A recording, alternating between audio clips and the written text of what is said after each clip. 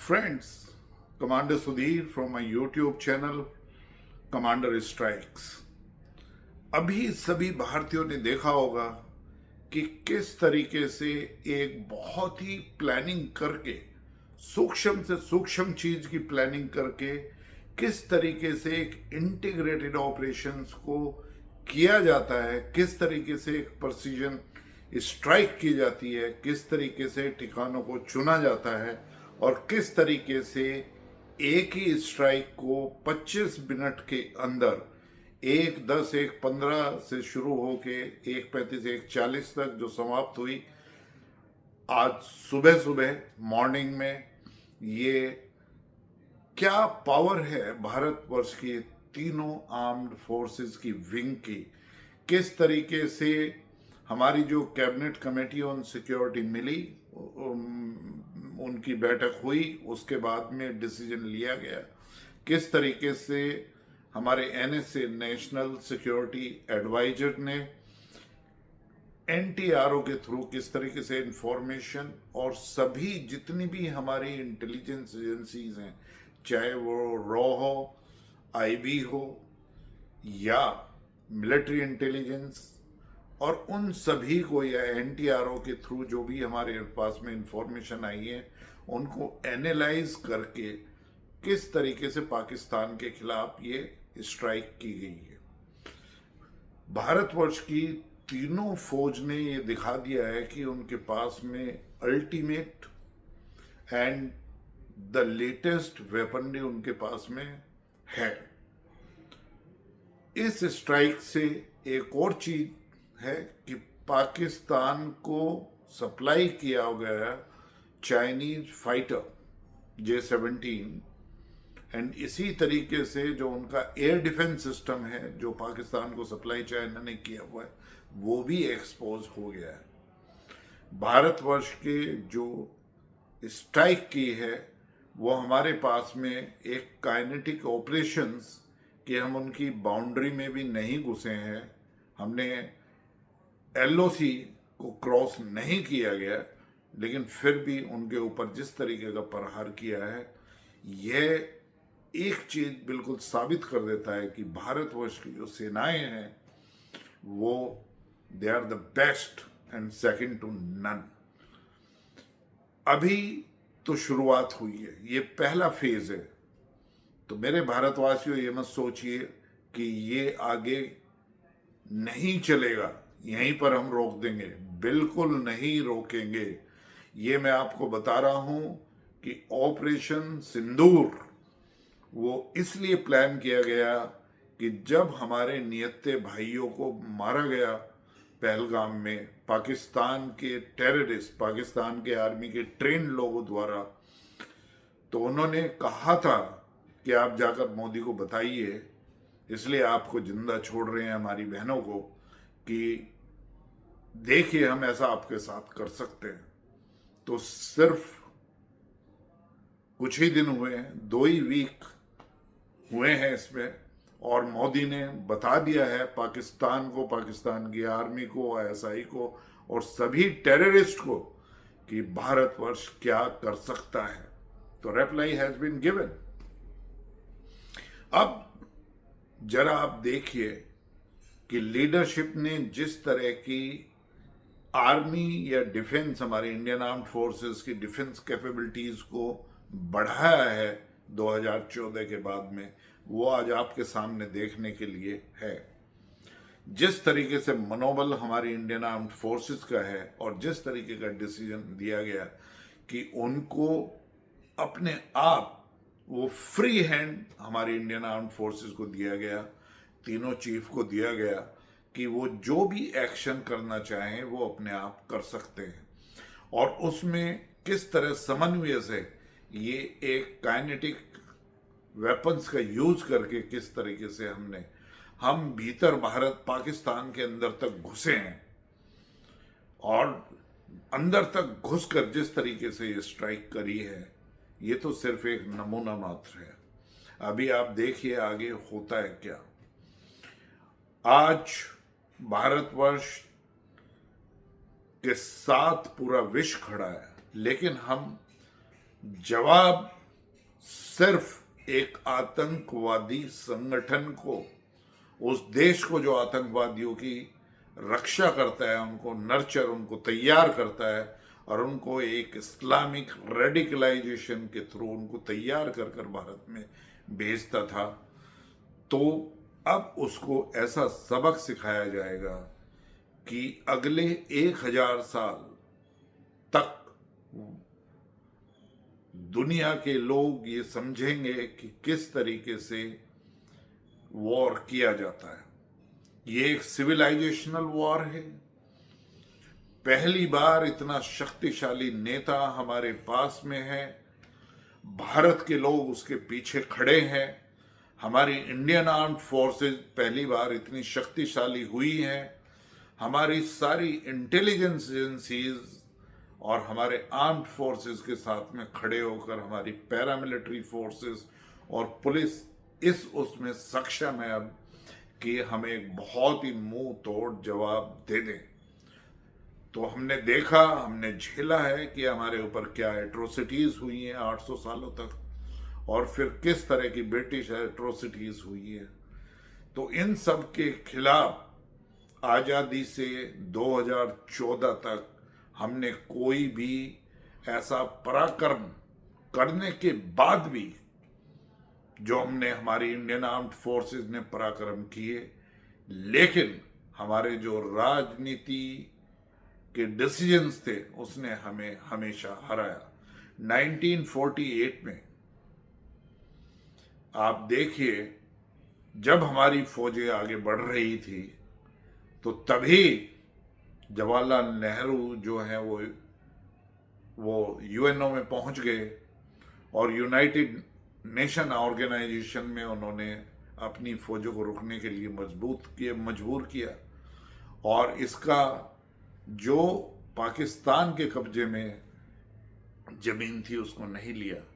ये नेहरू जी की सबसे बड़ी गलती थी। और हमारे आर्म्ड फोर्सेस को जीतने के बाद भी यदि वो 1-2 दिन का समय और देते तो आज पीओके भारतवर्ष का, हमारे जम्मू एंड कश्मीर का अभिन्न अंग होता, गिलगिट बाल्टिस्तान हमारे पास में होता। फिर देखिए 1962 में हमारी एयरफोर्स को जिस तरीके से नहीं उस वॉर का हिस्सा बनने दिया, ये क्या चाल थी, क्या ये लीडरशिप थी हमारी? फिर भी हमारी सेनाएं हथियार ना होने के बावजूद भी किस बहादुरी के साथ लड़ी। अब आप देखिए 1971 में हमने ऐतिहासिक विजय प्राप्त करी। हमारी इंडियन आर्म्ड फोर्सेस ने तैयारी करके, हमारे जो फील्ड मार्शल मानेकशॉ थे उनके अंडर में किस तरह की जीत जो है ना हमारी इंडियन आर्म्ड फोर्सेस ने प्राप्त करी, किस तरीके से पाकिस्तान को 2 हिस्सों में बांट दिया। लेकिन शिमला समझौते में इंदिरा गांधी जी ने जो समझौता किया भुट्टो के साथ में, जो हमने 93 प्रिजनर ऑफ वॉर बनाए थे उन सबको वापस कर दिया, और उनके बदले में ना तो पीओके लिया, ना गिलगिट बाल्टिस्तान लिया, ना कोई शर्त रखी। तो हम उनको 9 महीने तक अपनी जेलों में खाना खिलाकर, उनको अच्छी तरीके से उनकी सेहत का ख्याल रखकर हमने उनको वापस कर दिया।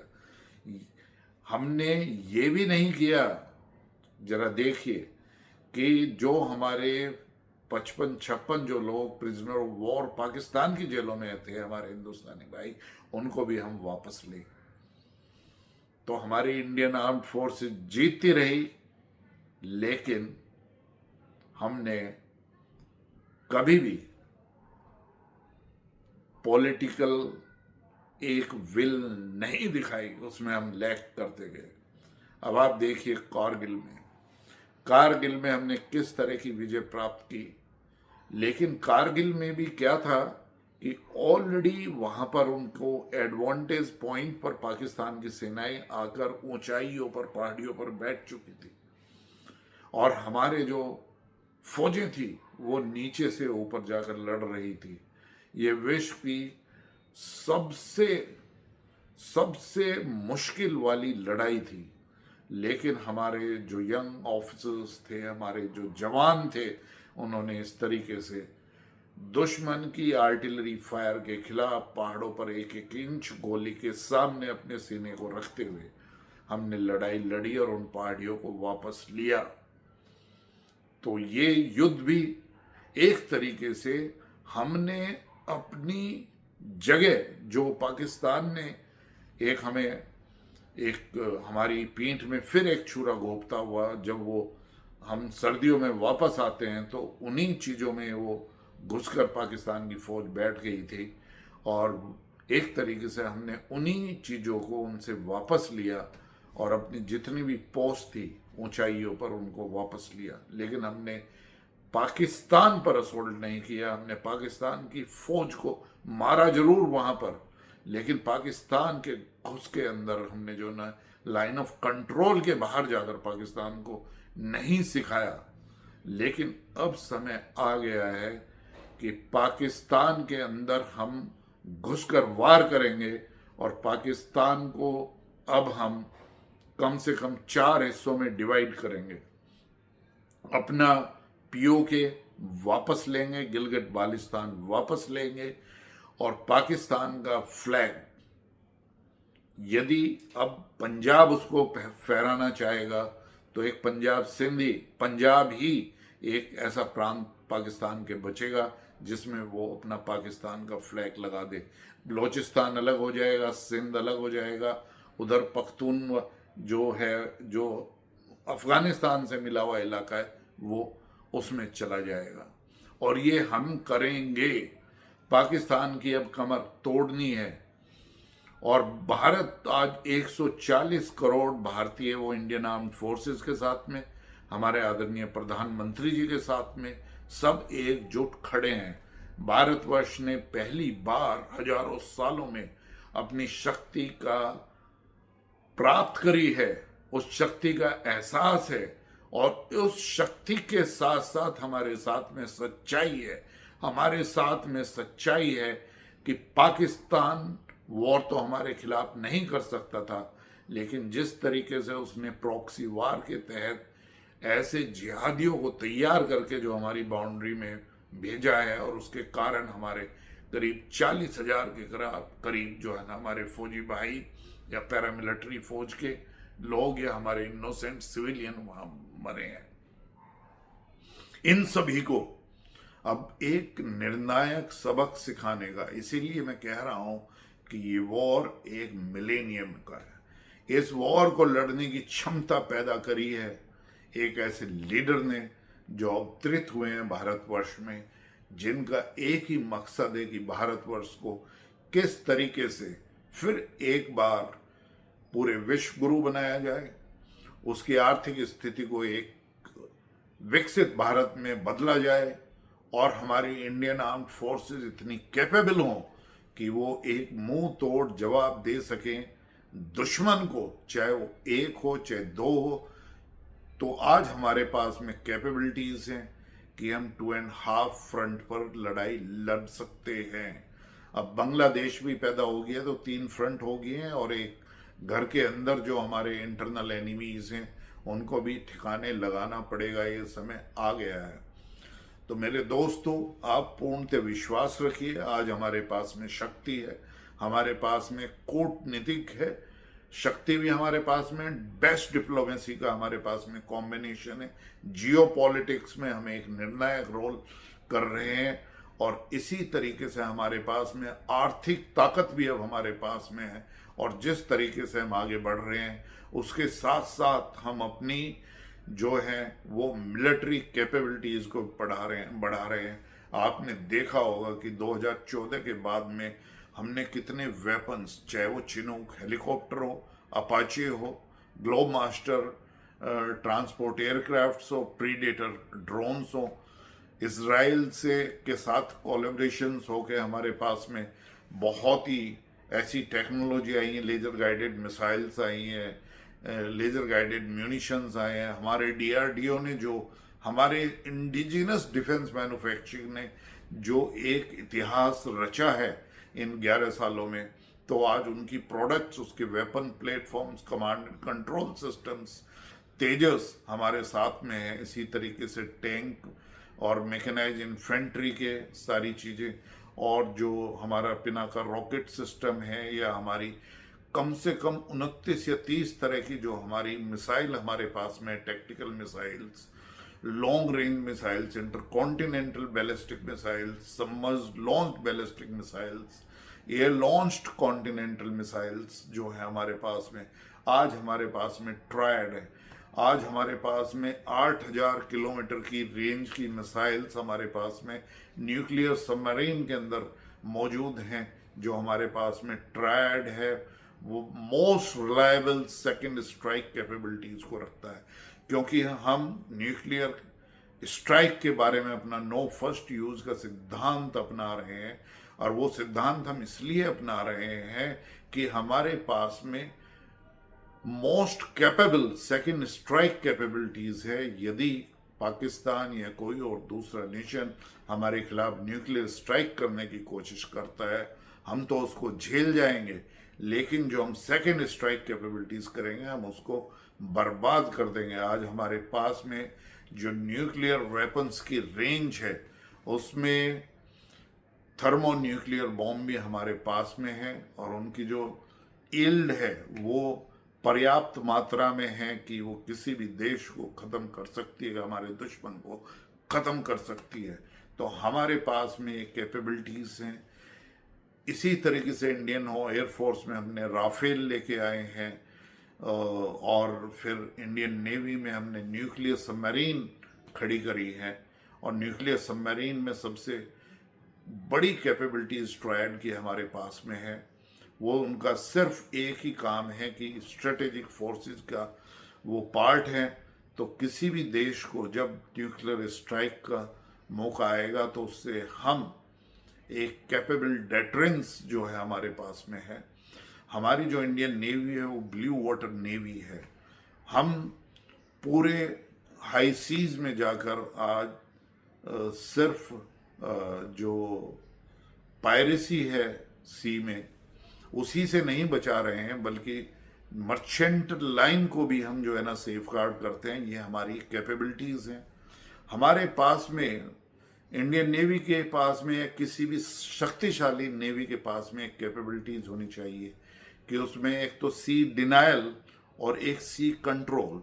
तो सी कंट्रोल की कैपेबिलिटी जो है आज वो रशिया के अंदर है, वो यूएसए के पास में है, या चाइना के हम कह सकते हैं। लेकिन हमारे पास में भी एक सी कंट्रोल की कैपेबिलिटीज़ है अपने पास के इंडियन ओशन में, अरेबियन सी में, और दूसरी तरफ जो है ना मलाक्का स्ट्रेट में जो है ना वो चाइना का रूट भी बिल्कुल एक तरीके से ब्लॉकेट कर सकते हैं। और अभी भी हमने वेस्टर्न फ्रंट और ईस्टर्न फ्रंट पे पूरी तरीके से एक जो है ना ब्लॉकेट कर दिया है पाकिस्तान के मर्केंटाइल शिप्स का, और उसकी जो है ना सप्लाई चेन को हम किस तरीके से ब्रेक करते हैं, ये आप आगे आगे देखेंगे। तो यही भारतवासी आज जो है वो सबसे सुहानी सुबह, ये 7 मई सभी लोग याद रखेंगे, पूरे भारतवासी, कि किस तरीके से सुबह ही सुबह जो है ना हमारी भारत की फौजों ने किस तरीके से terrorist camps, terrorist training camps, उनका सारा टेररिस्ट इकोसिस्टम को हमने प्रहार किया है। लेकिन ये अभी सिर्फ एक तरीके से बानगी है, एक तरीके से सैंपल है, एक तरीके से वार्निंग है पाकिस्तान को। और हम देखना चाहेंगे कि रिटेलिएशन में पाकिस्तान क्या करता है, उसी को मैप करके उसी के अकॉर्डिंग हमारी एक के बाद प्रहार होता रहेगा। अभी हमने टेररिस्ट को बर्बाद किया, टेररिस्ट कैंप्स को। अब उनकी मिलिट्री लीडरशिप को, आईएसआई की टॉप लीडरशिप को, उनके ऊपर हमारे प्रहार होंगे। पाकिस्तान की आम जनता से भारतवर्ष को या भारतवर्ष के लोगों को कोई भी आपत्ति नहीं है।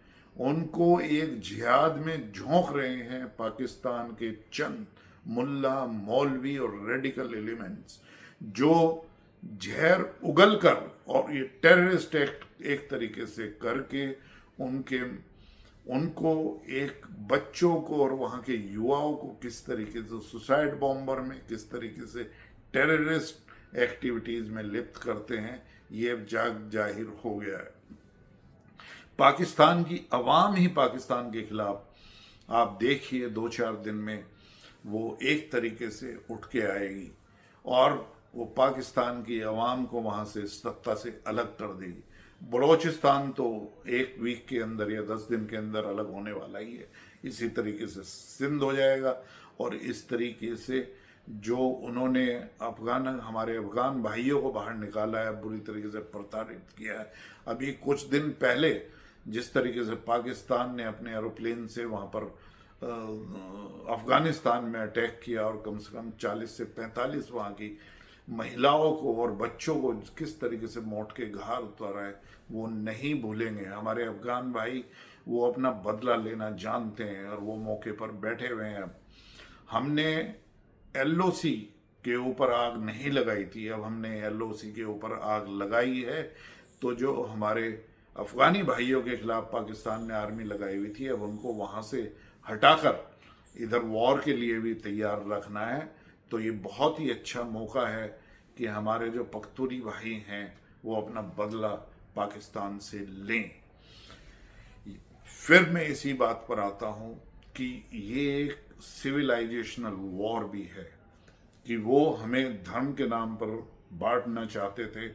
वो हमारे जो इनोसेंट सिटीजन्स जो टूरिज्म एक्टिविटीज़ के लिए पहलगाम में आए हुए थे, उनको जिस तरीके से उन्होंने मारा, जिस तरीके से वो उनका धर्म जानना चाहते थे, जिस तरीके से वो एक मैसेज कन्वे करना चाहते थे, वो हमारी सोसाइटी को कैसे डिवाइड करना चाहते थे, वो भारतवर्ष के फैब्रिक को किस तरीके से डिवाइड करना चाहते थे, तो उसमें समय आ गया है कि अब भारत की जनता को ही नहीं, जम्मू कश्मीर की जनता को ही नहीं, पाकिस्तान की आम जनता को भी पता चल गया है। जम्मू कश्मीर में टूरिज्म पिछले 4-5 सालों में जब से 370 का एब्रोगेशन हुआ तो वो 10-12 गुना ज़्यादा हो गई थी। पिछले साल ही करीब 2.5 करोड़ के करीब सैलानी वहाँ पर कश्मीर में आए। तो देखिए उनकी इनकम कितनी ज़्यादा हो गई थी।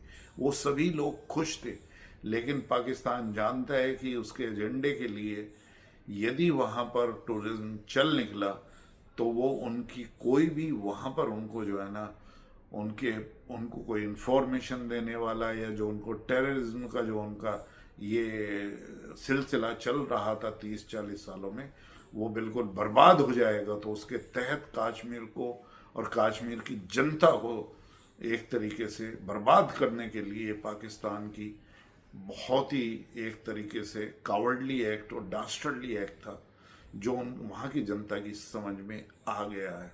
इसी तरीके से पाकिस्तान को भी पता है कि वहाँ की भोली भाली जनता को कैसे कर रहे हैं। एक सबसे बड़ा मैं बात कहना चाहूँगा कि देखिए भारतवर्ष में 95% सारे हमारे मुस्लिम भाई वो हिंदू से कन्वर्ट हैं।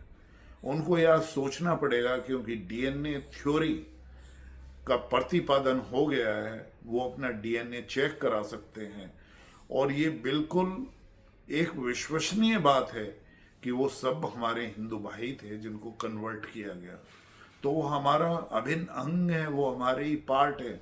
उनको आज इस बात पर बहुत गहराई से सोचना पड़ेगा, अपने बच्चों को सोच से बाहर निकालना पड़ेगा।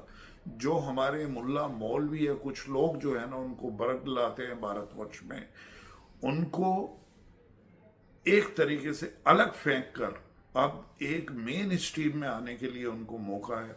11 साल में सबसे ज़्यादा फायदा हमारे मुस्लिम भाइयों को जो हमारी सोशल सर्विसेज, जो वेलफेयर सोशल स्कीम है, सोशल वेलफेयर स्कीम जो सेंट्रल गवर्नमेंट की, उसके सबसे ज़्यादा फ़ायदा करीब 35 to 40% लोग जो हैं वो हमारे मुस्लिम गरीब भाई हैं। वो अपने को किस तरीके से उन्होंने अपनी स्थिति को बेहतर किया है, इसी तरीके से जम्मू कश्मीर में स्थिति को बेहतर किया है।